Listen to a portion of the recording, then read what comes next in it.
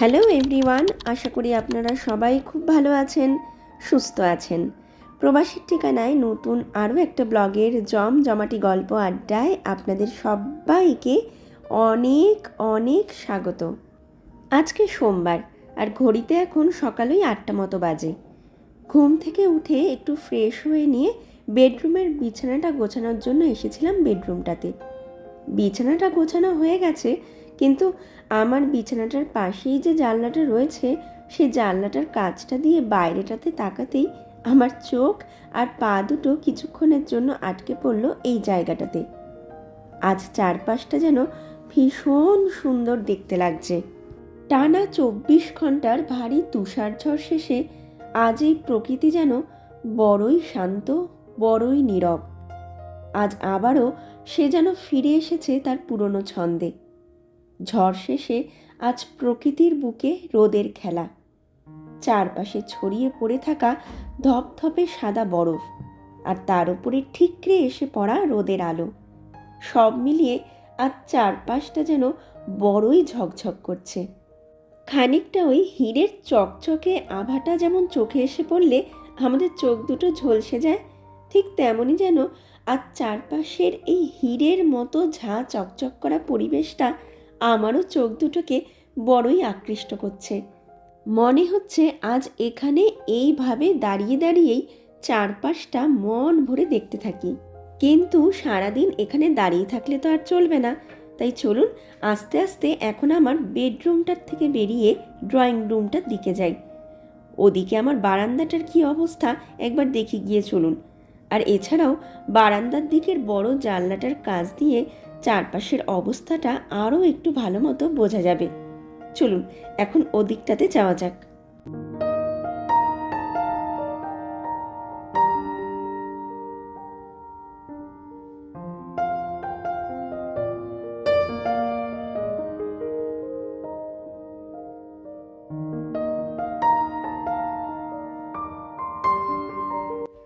চলে এসেছি আমার ড্রয়িং রুমটাতে, আর দেখেছেন আমার বারান্দাটার এখনও কি অবস্থা হয়ে রয়েছে। আমার হাজব্যান্ড একটু আগে বরফগুলো পরিষ্কার করার জন্য বারান্দাটাতে একবার গিয়েছিল। 2-3 মিনিট থাকার পর বরফগুলো একটু পাঁচিলের সাইডটাতে করে দিয়ে আসার পর ঘরে ঢুকে আমাকে বলছে তাড়াতাড়ি করে গরম গরম চা বসাও, ঠান্ডায় যেন শরীরের ভেতরে সব কটা হাড় পুরো জমে গেছে। আসলে বাইরে আজ এত সুন্দর রোদ ঝলমলে পরিবেশ থাকলে কি হবে, এই রোদের কোনো তাপই নেই জানেন তো। বাইরে আজ যা মারাত্মক ঠান্ডা চলছে, তার কাছে সূর্যি মামার এই হাসিটা নিতান্ত ফেকই বলা যেতে পারে। এই রোদ উজ্জ্বল পরিবেশটা শুধু দেখতেই সুন্দর। এখানকার এই মারাত্মক শীতে এই রোদ কোনো কাজেই লাগে না। এখানে আমার একটা হিন্দিভাষী বন্ধু আছে জানেন, ও যখনই এখানে শীতকালে এরকম ঝকঝকে রোদ উঠতে দেখে, আর এরকম কোনো একটা দিনে যদি ওর সাথে আমার কখনো কোথাও দেখা হয়, ও আমাকে সবসময় একটাই কথা বলে, আর সেই কথাটা হচ্ছে, ये जो खूबसूरत सी धूप दिख रही है ना तुझको, ये सब आँखों का एक छलावा है। यहाँ की सर्दियों में जब भी धूप निकले समझ लेना ये धूप नहीं है, ये सब आँखों का एक धोखा है। তো ওরকমই ব্যাপার আর কি। আপনারাও কিন্তু আজকের এই রোদ ঝলমলে পরিবেশটা দেখে একদমই এটা ভাববেন না যে আজ এখানে ওয়েদার খুব ভালো। বাইরে কিন্তু এখন -28 ডিগ্রি মতো তাপমাত্রা চলছে, আর তার সাথে সাথে চলছে কনকনে ঠান্ডা হাওয়া। তার কিছুটা শব্দ হয়তো আপনারা এখন আমার এই ভিডিওটাতেও শুনতে পাচ্ছেন। বারান্দার দিকের দরজাটা খুলে 1 মিনিটের জন্য একটু বাইরেটাতে এসেছিলাম, কিন্তু বাইরে এখন যে পরিমাণ ভয়ঙ্কর ঠান্ডা চলছে, তাতে এখানে আর বেশিক্ষণ দাঁড়িয়ে থাকা সম্ভব হচ্ছে না। চলুন ঘরের ভেতরে ঢুকে দরজাটা লাগিয়ে দিই।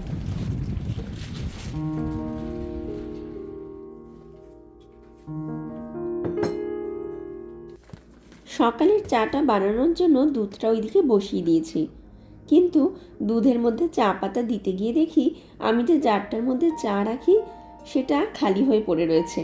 তাই এখন আগে নতুন একটা চা পাতার প্যাকেট খুলে চা পাতাটা জারের মধ্যে ঢেলে নেব।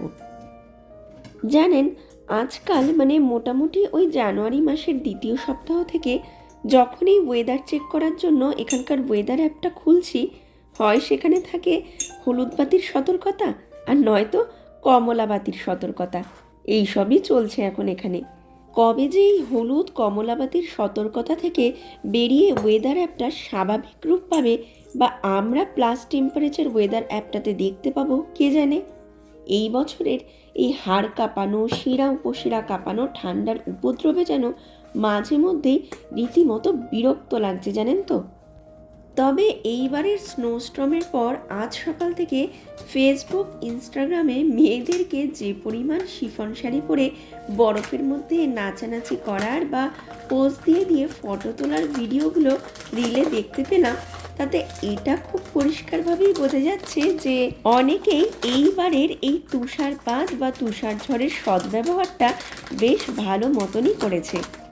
রিয়েলি আমার তরফ থেকে সেই প্রত্যেকটা মেয়ে বা মহিলাদের স্যালিউট, যারা বাইরের এই ভয়ঙ্কর ঠান্ডাকে উপেক্ষা করে বরফের মধ্যে শিফন শাড়ি পরে নিজেদের বলিউড ড্রিম ফুলফিল করেছে। আর আমার অবস্থা দেখুন, বরফের মধ্যে শিফন শাড়ি পরে ভিডিও তোলার ব্যাপারটা তো অনেক দূরের কথা। মোটা মোটা জ্যাকেট গায়ে চাপিয়ে বাইরে বেরোনোর পরও গত দুদিন ধরে জ্বরে পড়ে বিছানায় শুয়ে কাটালাম। আর আজ বিকেল থেকে গলা দিয়ে কোনোভাবে একটুখানি আওয়াজ বার হচ্ছে দেখে কয়েকদিন আগের বানিয়ে রাখা এই ভিডিওটার ওপরে একটুখানি ভয়েস ওভার দেওয়ার জন্য বসলাম। তাও গলা দিয়ে ঠিকঠাকভাবে আওয়াজ বেরোচ্ছে না, যতটুকু যা বেরোচ্ছে সেটাও কোনোভাবে জোর করেই বার করছি আর কি। আর সেটা হয়তো আপনারা সবাইও এতক্ষণ ধরে আমার গলার আওয়াজটা শুনে ভালো মতনই বুঝতে পেরে গেছেন। জানেন, ক্যানাডাতে এই বছরের এই জানুয়ারি মাসটা অনেক দিক থেকেই রেকর্ড ব্রেক করে ফেলেছে। প্রথমত, এই বছর এই জানুয়ারি মাসে যে পরিমাণ বরফ পড়েছে সেটা রেকর্ড ব্রেকিং।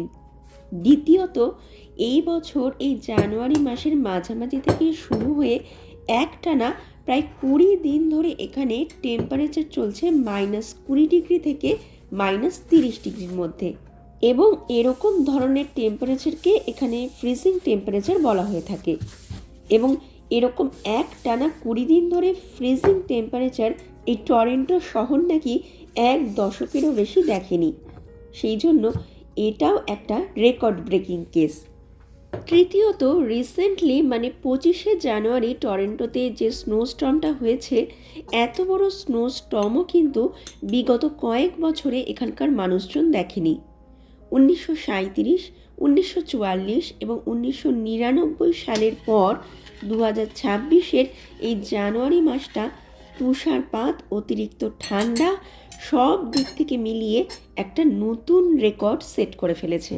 চতুর্থত, এই বছর এই জানুয়ারি মাসেই 10 দিনের মধ্যে দুটো বড় বড় তুষারঝড় দেখা গেছে, এবং তার কারণে অদ্ভুতভাবে সরকার থেকে 10 দিনের মধ্যে 2 বার স্নো ডের ঘোষণা করা হয়েছে, যেটা কিন্তু এখানে সচরাচর ঘটে না। যেমন আজ এখানে সোমবার তো ঠিকই, তবুও সরকার থেকে স্নো ডের ঘোষণা হওয়ার কারণে আজ কিন্তু এখানকার সমস্ত স্কুল কলেজগুলো বন্ধ রয়েছে। এমনকি আজ এখানকার বেশিরভাগ অফিসগুলোর কাজও ওয়ার্ক ফ্রম হোমেই চলছে, আবার কিছু কিছু অফিস তো বন্ধও রাখা হয়েছে।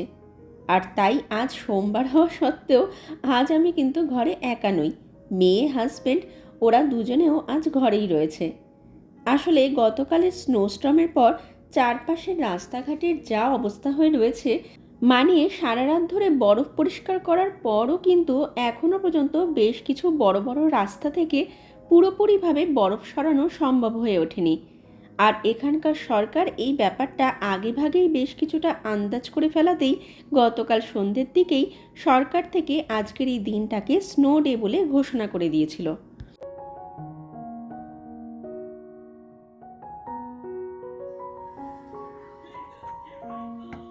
ঘড়িতে এখন সকালে 9:15 মতো বাজতে যায়। গতকাল রাতে শুতে যাওয়ার আগে 1 কাপ মতো মুগ ডাল নিয়ে সেটাকে ভালো করে ধুয়ে জলে ভিজিয়ে রেখে দিয়েছিলাম। আজ সকালে মানে একটু আগেই সেই মুগ ডালটাকে মিক্সিতে দিয়ে একটা স্মুথ পেস্ট বানিয়ে নিয়েছি। তবে হ্যাঁ, মুগ ডালটা যখন মিক্সিতে দিয়েছিলাম তখন কিন্তু মুগ ডালটার সাথে অ্যাড করেছিলাম অল্প একটু গোটা জিরে, 4-5 কোয়া মতো রসুন আর ছোট্ট এক টুকরো আদা। আর মুগ ডালের পেস্টটা বানিয়ে নেওয়ার পর একটু আগেই এই পেস্টটার মধ্যে অ্যাড করেছি 1/2 কাপ মতো চালের গুঁড়ো আর 1/2 কাপ মতো হোল হুইট ফ্লাওয়ার। আর তারপরে সব কিছুকে ভালো মতো মিশিয়ে নেওয়ার পর এখন আমি এটা দিয়ে বানাবো কয়েকটা চিলা। আর আজ এটা দিয়েই হবে আমাদের ব্রেকফাস্ট। খুব সিম্পল, কিন্তু একদম হাই প্রোটিন হেলদি একটা ব্রেকফাস্ট।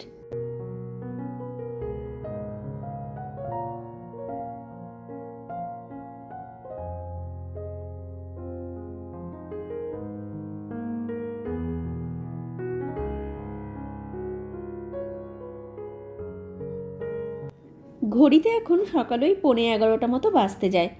সকালের ব্রেকফাস্ট করা হয়ে গেছে আর আমি এখন দাঁড়িয়ে রয়েছি আমার বারান্দাটাতে।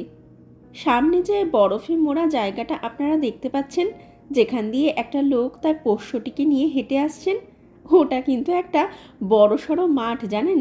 কিন্তু এখন সেই মাঠটার কি অবস্থা দেখেছেন আপনারা? দেখে মনে হচ্ছে ওটা যেন কোনো একটা বরফের মরুভূমি। যত দূর পর্যন্ত চোখ যাচ্ছে পুরোটাই যেন বরফে ঢাকা।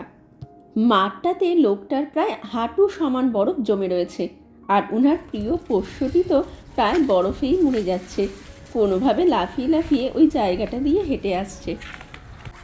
আর এই দেখুন আমার বারান্দার কি অবস্থা। গতকাল রাতে তো এর থেকেও বেশি খারাপ অবস্থা ছিল জানেন। প্রায় হাঁটু সমান বরফ জমে গেছিলো আমার এই বারান্দাটাতে। যদিও সেই সব কিছু আপনাদেরকে আমার লাস্ট ব্লগটাতে দেখিয়েছিলাম, তবে আজ কিন্তু সেই বরফের অনেকটাই এদিক ওদিক উড়ে চলে গেছে। আসলে বাইরে আজ এতটা পরিমাণ কনকনে ঠান্ডা হাওয়া বইছে যে সেই হাওয়াতেই আমার বারান্দার অর্ধেকটা বরফ উড়ে এদিক ওদিক চলে গেছে। আর এখানে আমি এখন কি লিখছি বা কি লেখার চেষ্টা করছি সেটা যদি আপনারা কেউ বুঝতে পারেন বা গেস করতে পারেন, আপনারা আমাকে সেটা কিন্তু কমেন্ট সেকশানে একটা কমেন্ট করে জানাবেন।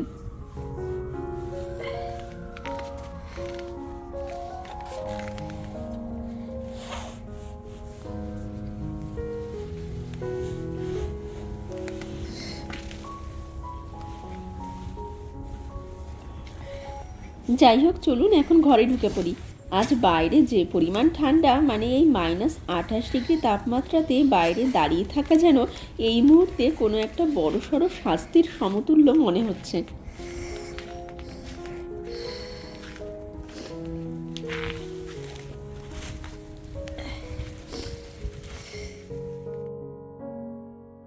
ঘড়িতে এখন দুপুর ওই 2টো মতো বাজতে যায়।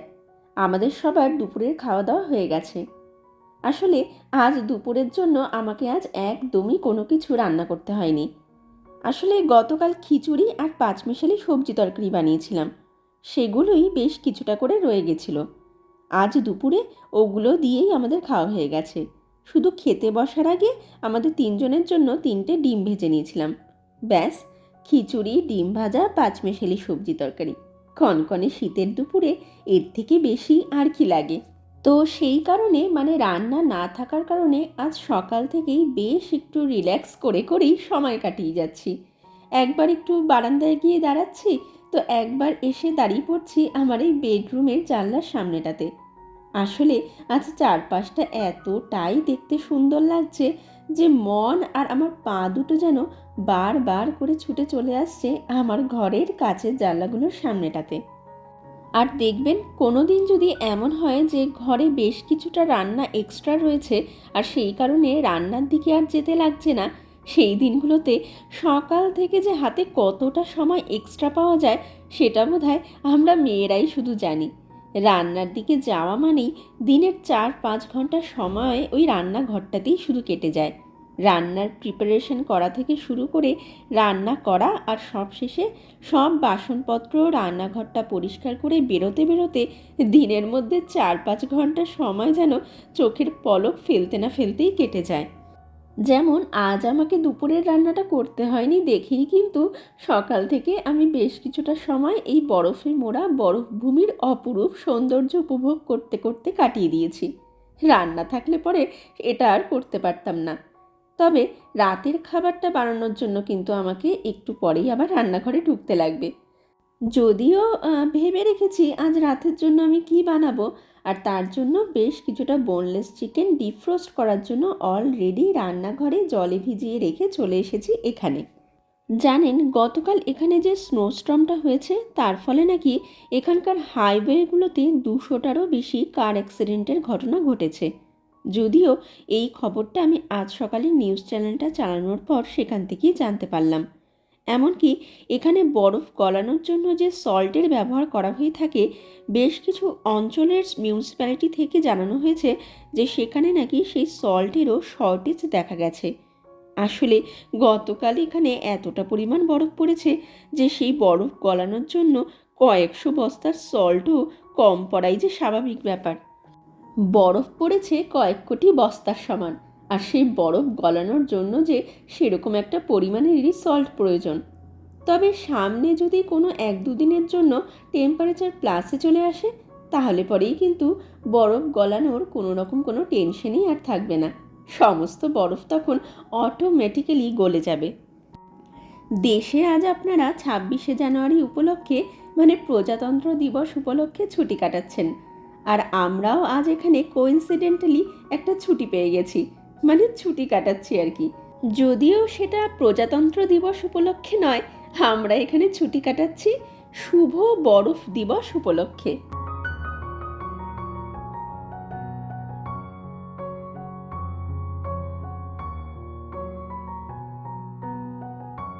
চলুন এখন রান্নাঘরের দিকে যাই, রাতের খাবার দাবারের প্রিপারেশন কিছুটা সেরে রাখি গিয়ে।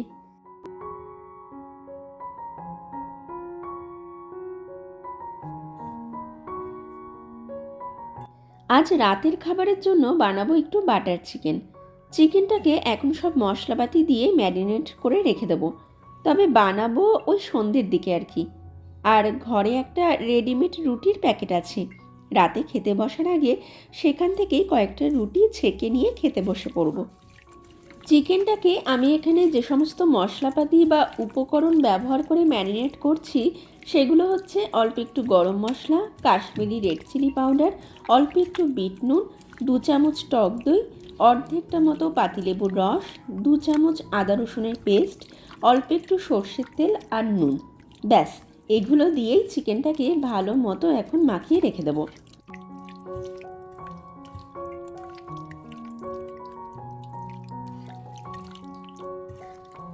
জানেন, ভালোই হয়েছে আজ এখানকার স্কুলগুলো সব বন্ধ রেখেছে। চারপাশের রাস্তাঘাটগুলোর যা অবস্থা হয়ে রয়েছে, তার উপরে তো আজ বাইরে যে পরিমাণ মারাত্মক রকমের হাড় কাঁপানো ঠান্ডা, তাতে যারাই আজ রাস্তায় বেরোবে তাদের অবস্থা রীতিমতো পুরো খারাপ হয়ে যাবে। আমার মেয়ের তো আজ আবার ফার্স্ট সেমিস্টারের একটা এক্সামও ছিল। ভাগ্যিস সরকার থেকে আজ স্নো ডের ঘোষণা করে দিয়েছে, আর আজ যাদেরই এক্সাম ছিল সবার এক্সামই পোস্টপোন করে দেওয়া হয়েছে। না হলে পরে তো আজ যেভাবেই হোক আমার মেয়ে এবং অন্যান্য স্কুল পড়ুয়াদেরও স্কুল যেতেই হতো।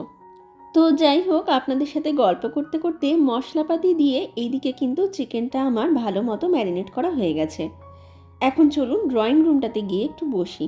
আমার হাজব্যান্ড আবার ওইদিকে ধুরন্ধর মুভিটা চালিয়ে বসে পড়েছে। চলুন মুভিটা গিয়ে একটু দেখি।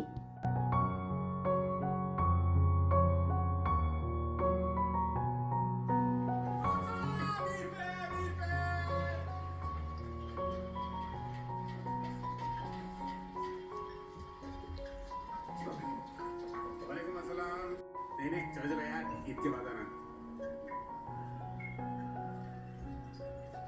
लूट किधर है?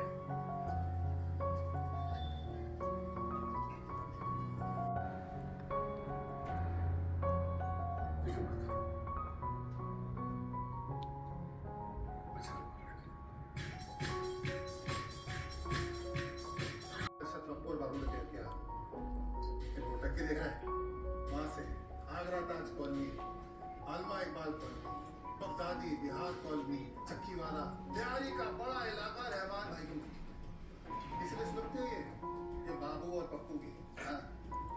हाँ वो कालाकोट जाए तो ध्यान रखना, वो एसपीएस में रहमान भाई को यहीं से उठाना है।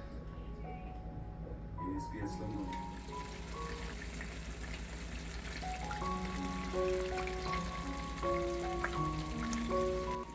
ঘড়িতে এখন বিকেল 4টে মতো বাজে। বাটার চিকেনটা রান্না করার জন্য ঢুকে পড়েছি রান্নাঘরে। যদিও মুভিটা এখনও শেষ হয়নি, মুভিটা শেষ হতে এখনও আরও 1 ঘন্টা। এতক্ষণ ধরে বসে বসে মুভি দেখলে এই দিকে আর এইসব রান্না করা হতো না, তাই আমি ঢুকে পড়েছি রান্নাঘরে। আমার হাজব্যান্ড যদিও এখনও বসে বসে দেখছে। মুভিটা আসলেই বেশ বড়, প্রায় 3.5 ঘন্টার একটা মুভি। আগে জানলে পরে একটু আগেই চালিয়ে বসতাম। যাই হোক, পরে এক সময় চালিয়ে দেখে নেব। আপাতত রান্নাটা আগে এখন সারতে হবে।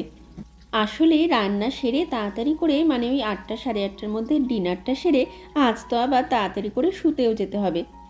আজ স্নোডের জন্য ছুটি থাকলেও আগামীকাল তো আর কোনো ছুটি নেই। কাল আবার সেই সকাল সকাল ঘুম থেকে উঠে শুরু হয়ে যাবে 7 সকালের 7 কাহন।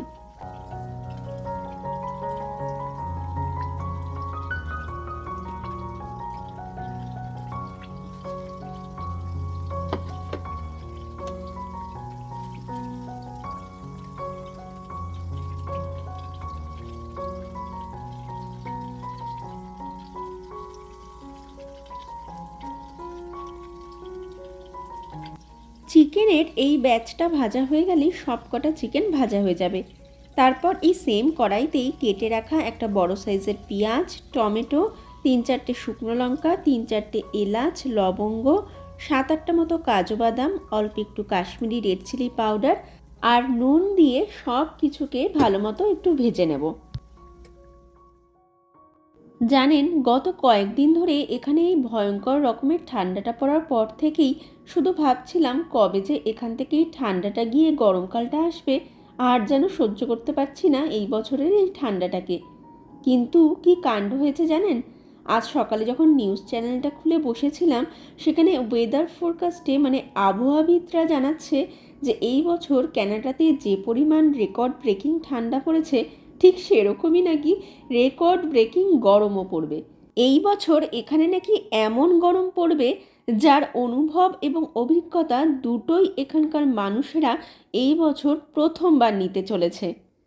মানে ভাবুন একবার, ঠান্ডার হাত থেকে বাঁচতে গিয়ে চাইছিলাম গরমকালটা যেন এই বছর একটু তাড়াতাড়ি করে চলে আসে। আর এখন আবহাওয়াবিদদের কথা শুনে মনে হচ্ছে যে এই বছর এই কানাডাতে বোধহয় গরমকালটাও আর শান্তিমতো কাটাতে পারবো না। এই বছর মোটামুটি পুরো শীতকালটা ঠকঠক করে কাঁপতে কাঁপতে কাটিয়ে দিচ্ছি। আর গরমকালটা পড়লে মনে হয় তখন আবার দরদরিয়ে ঘামতে ঘামতেই সেটা কাটিয়ে দেব। কী বার করা যাবে বলুন? প্রকৃতি আমাদের সামনে যখন যেভাবে যে রূপে হাজির হবে সেটাকে সেভাবেই আমাদেরকে স্বীকার করে নিতে হবে। আমরা মনুষ্যজাতি প্রকৃতির লীলা খেলার কাছে বড়ই অসহায়। সেই জন্যই বোধহয় ভগবান আমাদের মধ্যে সেই শক্তিটা দিয়েই এই পৃথিবীতে পাঠিয়েছে যে আমরা যেন সব রকম পরিস্থিতির সাথেই নিজেদেরকে মানিয়ে নিয়ে চলতে পারি। আসলে মানুষ হচ্ছে অভ্যাসের দাস। একটু কষ্ট হলেও -20 ডিগ্রি -25 ডিগ্রি তাপমাত্রাতেও জীবনের গতিটা যদি থেমে না যায় তাহলে +40 ডিগ্রি তাপমাত্রাতেও জীবনটা আটকে থাকবে না, তাই না বলুন? করতে করতে বিরক্ত লাগছে, ভালো লাগছে না, এইসব নানান কথা বলতে বলতে সব রকম খারাপ পরিস্থিতি আমরা ঠিক পার করে বেরিয়ে যাই। এই হচ্ছে ব্যাপার আর কি। তবে সত্যি কথা বলতে আমার কিন্তু কানাডার শীতকালের থেকে কানাডার গরমকালটা বেশ ভালো লাগে, জানেন তো। এক তো গরমকালটা পড়লে এখানে দিনের আলোটা বেশ অনেকটা সময়ের জন্য স্থায়ী থাকে, যার ফলে কিন্তু সারাটা দিনই বেশ একটু এনার্জেটিক ফিল হয়। সারাটা দিনে বেশ অনেক কটা কাজ সারা যায়। দ্বিতীয়ত, গরমকালে মাঝে মধ্যেই রাস্তায় একটু ঘুরে বেড়ানো যায়, মানে ওই নেচার ওয়াক করা পসিবল হয় আর কি। তার উপরে তো রাস্তায় বেরোলে রাস্তাঘাটে বেশ অনেক লোকজনকেও হাঁটাহাঁটি করতে ঘুরে বেড়াতে দেখা যায়, সেটাও কিন্তু বেশ ভালোই লাগে। আর তৃতীয়ত, যেটা আমার কাছে মেন রিজন এখানকার গরমকালটাকে ভালো লাগার, সেটা হচ্ছে চারপাশটা তখন একদম সবুজ রঙে ছেয়ে যায়। আর তার মধ্যে থেকে শোনা যায় নানান পাখিদের কিচির মিচির আওয়াজে তাদের গল্প আড্ডার শব্দ। শুধু কি তাই, গরমকালটাতে রাস্তাঘাটে বেরোলেই দেখতে পাওয়া যায় নানান রকমের নানান রঙের সব ফুলের মেলা। কী যে দারুণ লাগে সেসব দেখতে, তা যেন আপনাদেরকে কোনো ভাষায় বলে বোঝানো সম্ভব নয়। পুরো প্রকৃতিটা তখন যেন এক দারুণ রকমের সাজে সেজে ওঠে, জানেন। তবে এমন নয় যে শীতকালটা ভালো লাগে না। শীতকালে যখন এখানে বরফ পড়ে সেটা দেখতে তো বেশ দারুণই লাগে, কিন্তু ব্যাপারটা তখনই বিরক্তিকর হয়ে দাঁড়ায় যখন সেটা দীর্ঘ সময়ের জন্য আমাদেরকে দেখতে হয়। তখন কেমন একটা যেন একঘেয়েমি ব্যাপার চলে আসে। আর তার উপরে যখন তাপমাত্রা এই জানুয়ারি ফেব্রুয়ারি মাসে মাঝে মধ্যেই -20 ডিগ্রি -30 ডিগ্রিতে নেমে যায় বা এর মধ্যেই ঘোরাঘুরি করতে থাকে, তখন তো ব্যাপারটা শুধু ওই বিরক্তিকর শব্দটুকুর মধ্যেই আর আটকে থাকে না বা থেমে থাকে না। সেটা তখন হয়ে দাঁড়ায় বিরক্তিকর কঠিন একটা যুদ্ধ। তো যাই হোক, আপনাদের সাথে নানান গল্প আড্ডা দিতে দিতে এইদিকে আমার কিন্তু বাটার চিকেন রান্নার 80% প্রিপারেশন মোটামুটি শেষই বলা যেতে পারে। কারণ চিকেনগুলো আমার ফ্রাই করা হয়ে গেছে, আর এখন আমি এখানে ভেজে নেওয়া পেঁয়াজ, টমেটো, আদা রসুন, কাঁচা লঙ্কা, কাজু বাদামের পেস্টটাও বানিয়ে নিচ্ছি। আর এরপরে যেটুকু কাজ বাকি সেটা মোটামুটি আরোই 15-20 মিনিটের মতো কাজ। আসল কাজটাই এতক্ষণ ধরে আপনাদের সাথে গল্প করতে করতে সেরে ফেলেছি। আর এইদিকে পেস্টটা বানিয়ে নেওয়ার পর কড়াইতে 2 চামচ বাটার আর অল্প একটু তেল অ্যাড করে তার মধ্যে দিয়ে দিয়েছিলাম 1 চামচ আদা রসুনের পেস্ট। আর তারপর সেই হালকা ফ্রাই করে নেওয়া পেঁয়াজ, টমেটো, কাজু বাদামের পেস্টটা অ্যাড করে দিয়েছিলাম। আর একটু আগে যেরকমটা আপনারা দেখলেন যে আমি কড়াইতে কিছু মশলা অ্যাড করেছিলাম, তো সেই মশলাগুলো হচ্ছে অল্প একটু জিরে গুঁড়ো, ধনে গুঁড়ো, কাশ্মীরি রেড চিলি পাউডার আর স্বাদ মতো নুন।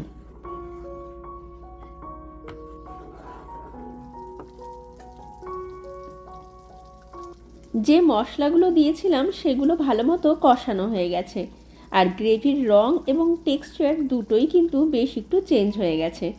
এখন আমি এর মধ্যে অ্যাড করে দিচ্ছি ভেজে রাখা সেই চিকেনগুলো। জানেন, দেশে থাকতে যখন খুব বৃষ্টি হতো আর রাস্তাঘাটগুলোতে 1 হাঁটু জল জমে যেত, আর সেই কারণে তখন যেমন হঠাৎ করে আমাদের স্কুল ছুটি দিয়ে দেওয়া হতো, আজ এই উইকডেতে হঠাৎ করে মেয়ের স্কুল ছুটির খবরটাতে আমারও যেন সেই পুরনো স্কুল জীবনের দিনগুলোর কথা একটু মনে পড়ে গেল। দেশে অতিরিক্ত বৃষ্টিতে রাস্তায় 1 হাঁটু জল জমে গেলে স্কুল থেকে ছুটি পাওয়া যেত, আর এই ক্যানাডাতে অতিরিক্ত বরফ পড়াতে রাস্তায় 1 হাঁটু বরফ জমে যাওয়ার জন্য স্কুল থেকে ছুটি পাওয়া যায়।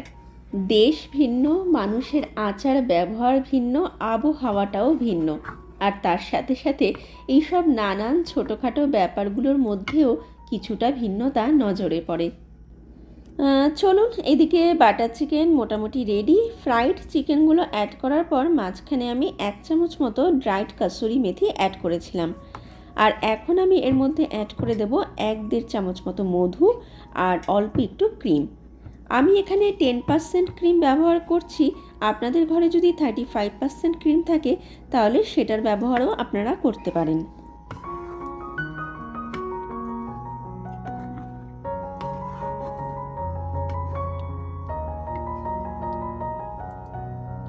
ঘড়িতে এখন বিকেল ওই 5:15-20 মতো বাজে। এইদিকে আমাদের আজকের রাতের খাবার তৈরি। তবে এখনই খেতে বসবো না, রাত ওই 8টা নাগাদ খেতে বসবো আর কি।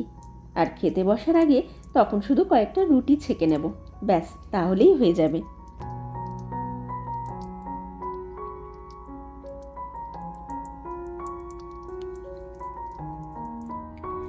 ঘড়িতে এখন বিকেল ওই 5:30 মতো বাজে। বেডরুমটাতে এসে কয়েকটা ধোয়া জামা কাপড় ভাঁজ করছিলাম। হঠাৎ করেই কানে একটা শব্দ ভেসে আসাতে জানলার সামনেটাতে এসে দাঁড়ালাম। শুনতে পাচ্ছেন আপনারা শব্দটা? দাঁড়ান, একটু চেষ্টা করে দেখি আপনাদের শোনাতে পারি কিনা।